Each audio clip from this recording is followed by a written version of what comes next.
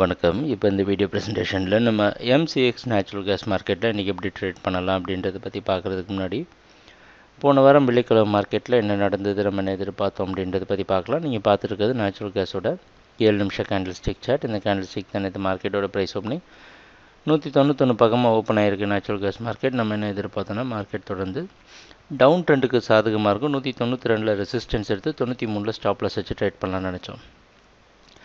Price open ஆனது ரொம்ப நேரம் சைடாக மூவ் ஆகி 192 ரெசிஸ்டன்ஸ் எடுத்து 189.2 வரைக்கும் வந்து 89.5 க்ளோஸ் ஆகிருக்கு.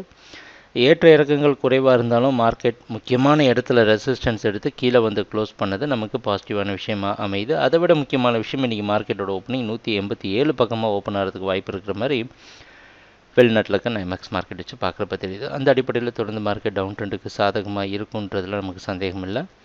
முக்கியமான விஷயம் என்ன அப்படின்னா 186 அப்படின்ற இடத்த கடந்த 3 கான்ட்ராக்டாக மார்க்கெட் உடைக்க முடியாமல் திணறிட்டுருக்கு. ஆனால் டவுன் ட்ரெண்டில் தான் இருக்குது. எப்போவுமே 186 ப்ரைஸ் சப்போர்ட் எடுத்து மேலே போயிட்டு இருந்தது. ஆனால் இந்த முறை மறுபடியும் 186 பக்கமாக வந்திருக்கு. இதை உடைச்சதுன்னா 182.5 180 அப்படின்ற அடுத்த டார்கெட்டை சுலபமாக தொடுறதுக்கான வாய்ப்புகள் இருக்குது.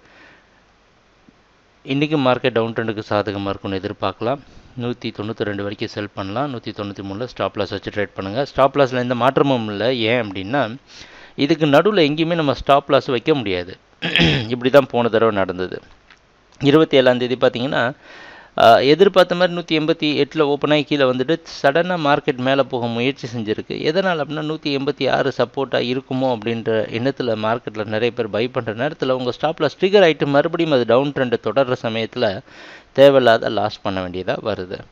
அதனால் ஸ்டாப் லாஸில் மாற்றம் இல்லை. தொடர்ந்து பார்ப்போம். மார்க்கெட் டவுன் ட்ரெண்டுக்கு சாதகமாக இருக்கும்னு எதிர்பார்க்கலாம். எங்கள் வீடியோ ப்ரெசன்டேஷனை தொடர்ந்து பார்த்துட்டு வந்ததுக்கு மிக்க நன்றி, மகிழ்ச்சி, வணக்கம்.